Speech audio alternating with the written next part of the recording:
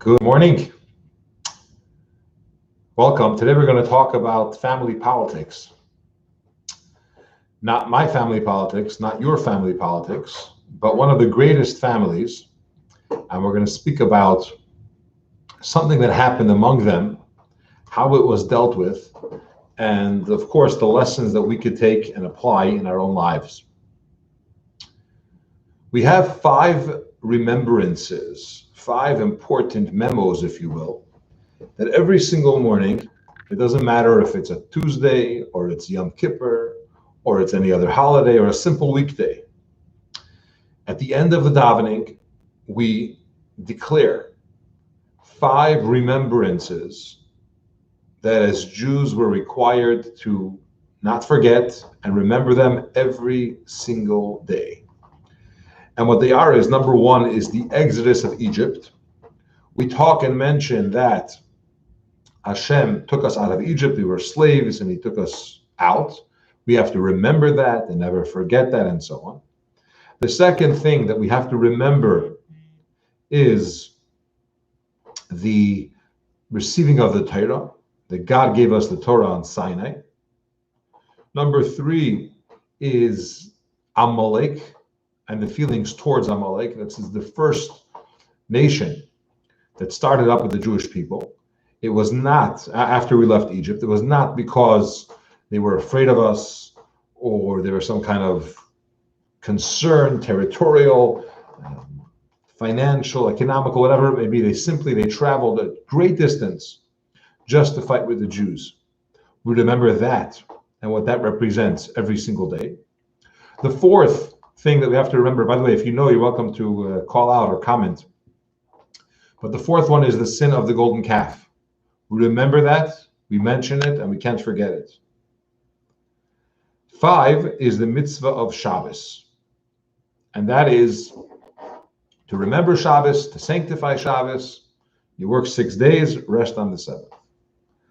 But in addition to all of that, there is number 6. And number 6 is what I want to talk about today. Remember, we say, what Miriam did, what happened to Miriam, rather what Hashem did to Miriam while we left Egypt or after we left Egypt. Now, what's the story with Miriam? This is a story that's in our parsha towards the end, where Miriam speaks negatively about her brother Moshe. Now, this is not just a sister and a brother.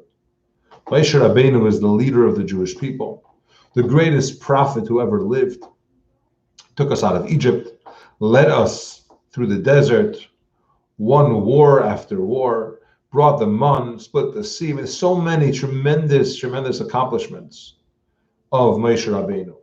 Now, his sister Miriam spoke less than respectful about him. What's the story?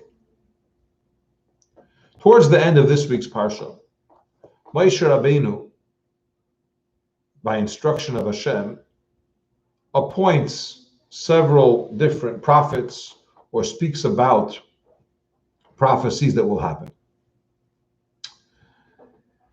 Essentially, Hashem says he should take from his spirit and give to the 70 elders. At that moment, a rumor spread that there are 2 people that are prophesying. Eldad and Medad were their names. They're prophesying in the camp, meaning among the Jewish people, they're prophesying. Now, when that happened, Moshe Rabbeinu's wife, Tzipora, told Miriam, whoops, I feel bad for their wives. Because if they're starting to prophesy, then their wives are going to be separated. The husbands that are prophesying are going to separate from their wives. They're not going to be living together. They're going to divorce. And she said, I feel bad for them. Now, Miriam heard that and she said, whoa, 1 second. Are you telling me that Moshe divorced his wife because he's a prophet? And she went to her older brother, Aaron, and she said, whoa, Moshe separated from his wife? Let's get this straight. We're all prophets. Miriam was a prophetess. Aaron had prophecy. We're married.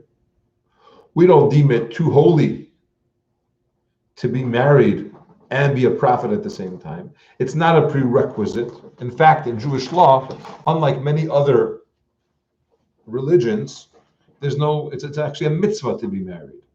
And there's no concept that if you're very holy, then you abstain and you're in some kind of spiritual state and you never have family life, etc., etc. It's the other way around. It's a mitzvah to be married, etc. So Miriam says, what's the deal? Clearly, Moshe is separated from his wife. Siparta mentioned that in context of prophets. Why is he doing that? Now, she told Aaron that in front of Moshe Rabbeinu. Now, if someone speaks bad about you or accuses you without any type of due process, without any type of giving you a chance to explain, and just goes and starts to spread information about you in a demeaning manner, how do you respond? Moshe was quiet, did not say a word.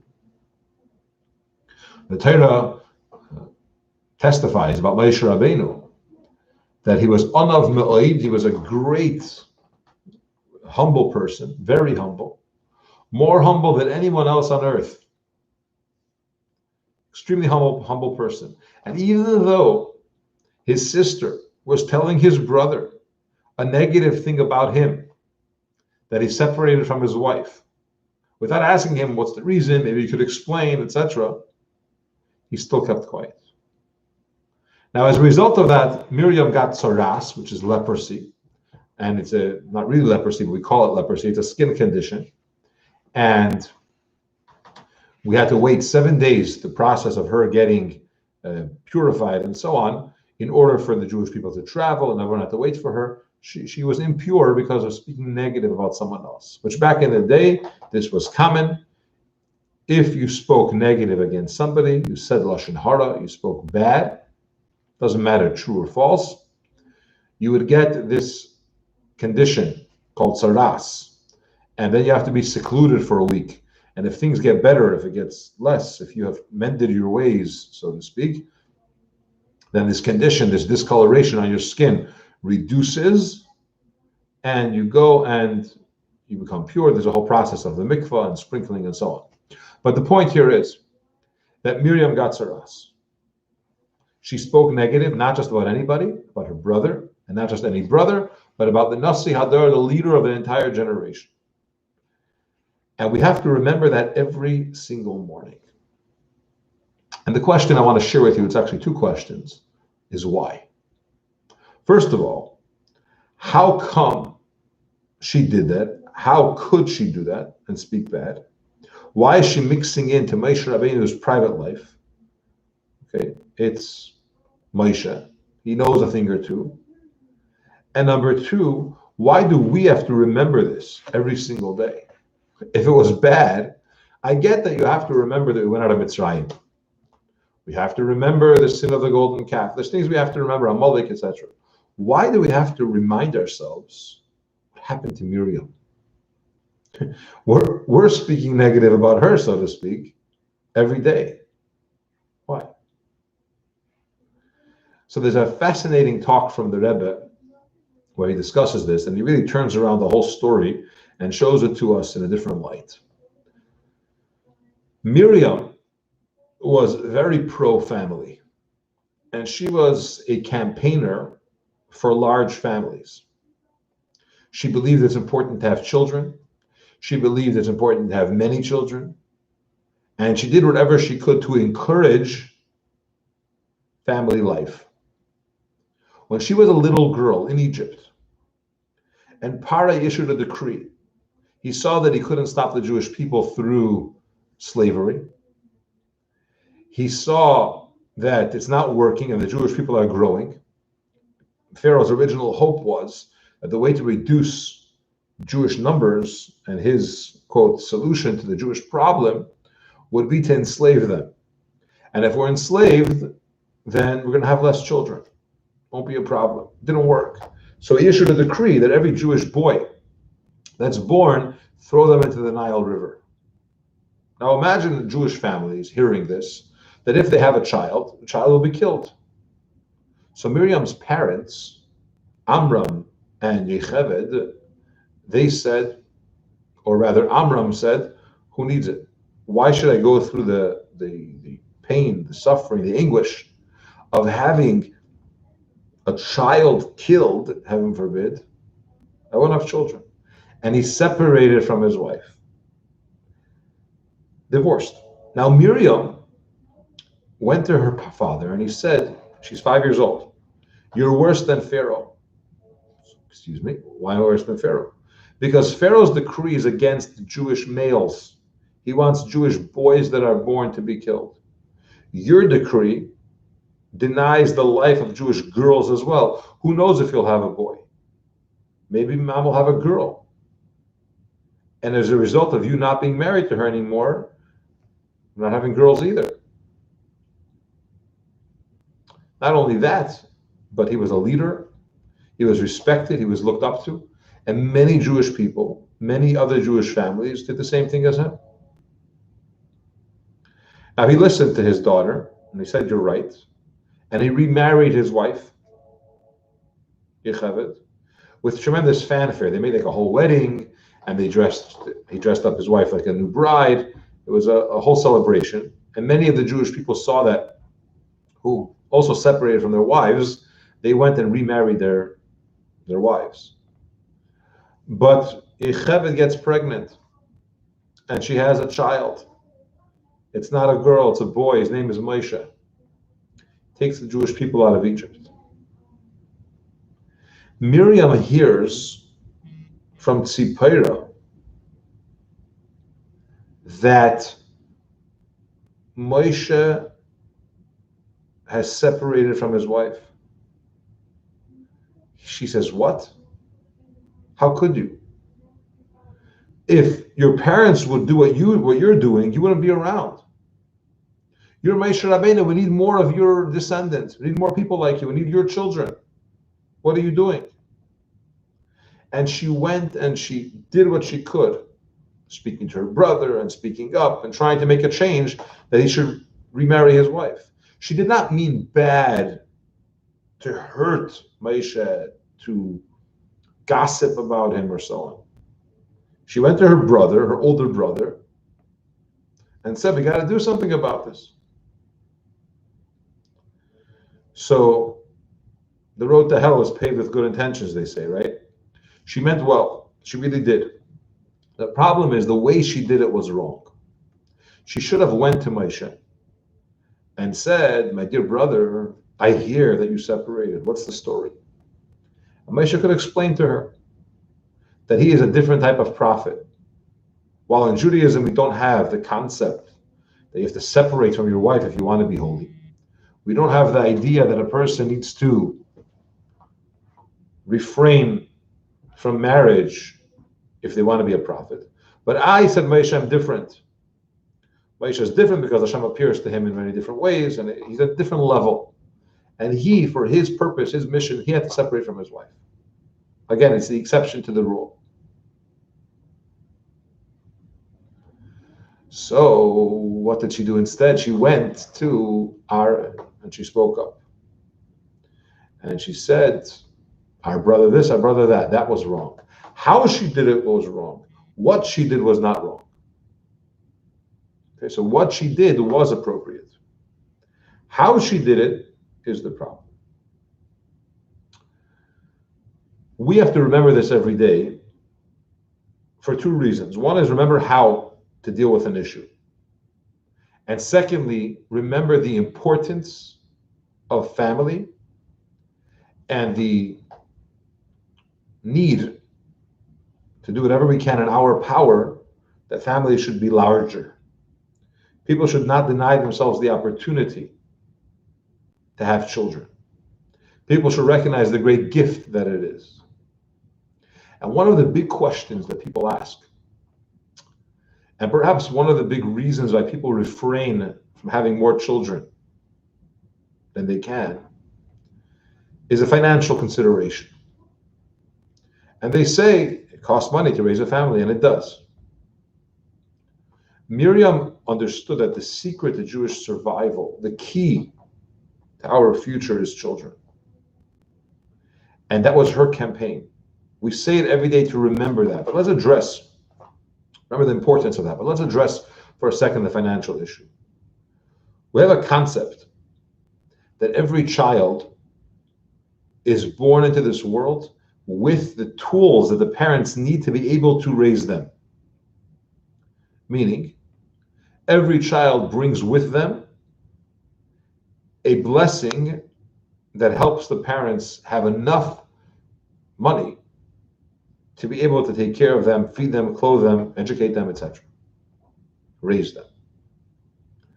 Many people feel that if they have too many children, they won't be able to feed them, house them, take care of them. They just won't be able to afford it. And the reality is, it's the other way around. That Hashem gives you, with every child, special blessings which you would not necessarily have without that, to allow you to have it. There's a story about a fellow who came to the Rebbe of Nadverna, and he asked for a blessing. He had a house full of kids, and together with his wife, he was trying to raise them, but it was very hard because they didn't have money. He was poor. And he asked the Rebbe for a bracha for money. Give me a blessing. Something should go. My mazel should shine. I should be able to make some money, do some business. Things should work out. And instead of giving a bracha for money, the Rebbe gave him a bracha. You should have a child. He was confused. He said amen, and he left. And sure enough, about a year later, they had a baby. And the Rebbe explained to his Hasidim that every child is born, the Talmud says, kikarei biyadai. He's born with, metaphorically speaking, his loaf in his hand, meaning his bread in his hand. This person needed more money. The way to get that was to have the blessing of a child, and with the child comes with it more blessings spiritually, and he'll have that sustenance. So I want to say two things. Number one, those that have challenges with having children, God should bless you and make it easy and smooth, and you should be able to have children. Number two, those that have a hard time getting married and finding the right one, to be able to build a family, Hashem should help you, bless your efforts, and you should find the right one and have a happy home together, lasting home. But don't calculate and say, excuse me,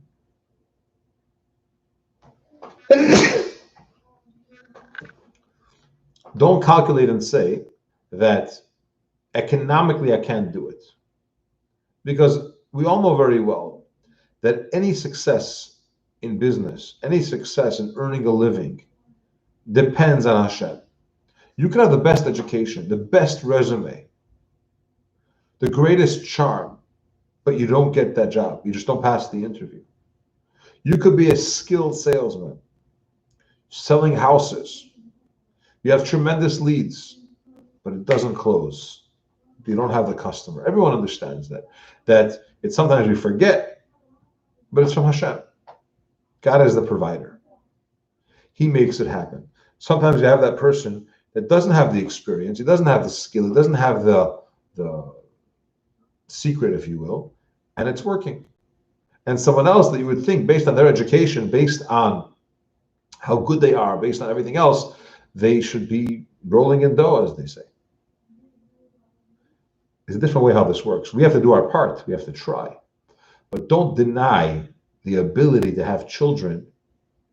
Don't hold back from having larger families for economic reasons, because Hashem told us to do it and He will provide. Have a great Shabbos. Let's remember Miriam from this week's Parsha, who championed and campaigned for marriage, for large families. And God should bless everyone to have much nachas from our families, and healthy and happily have a good Shabbos. Thanks for watching. Subscribe, share, like. See you very soon.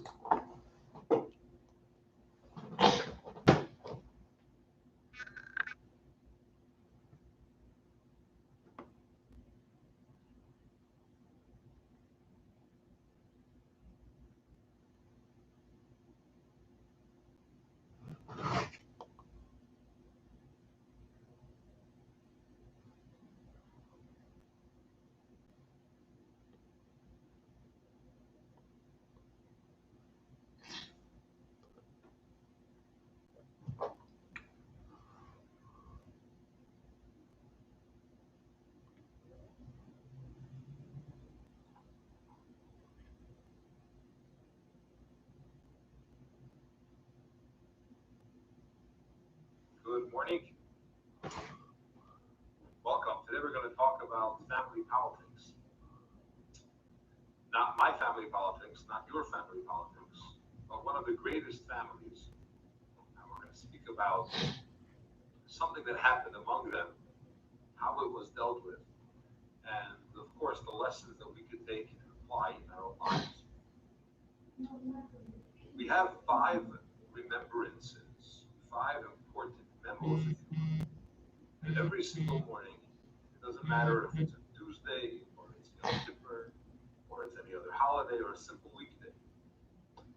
At the end of the davening, we declare 5 remembrances that as Jews we're required to not forget and remember them every single day.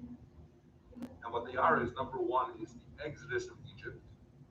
We talk and mention that Hashem took us out of Egypt, they were slaves, He took us out. We have to remember that, never forget that, and so on. The second thing that we have to remember is the receiving of the Torah. God gave us the Torah on Sinai. Number 3 is Amalek and the feelings towards Amalek. This is the first nation that started there. Because they were afraid of us, or they were some kind of concern, territorial, financial, economic, whatever. Maybe they traveled a great distance just to fight. Remember that, what that represents every single day. The 4th thing that we have to remember, by the way, if you know, you're welcome to call out or comment. The 4th one is the sin of the golden calf. Remember that? Mention it, you can't forget it. 5 is the mitzvah.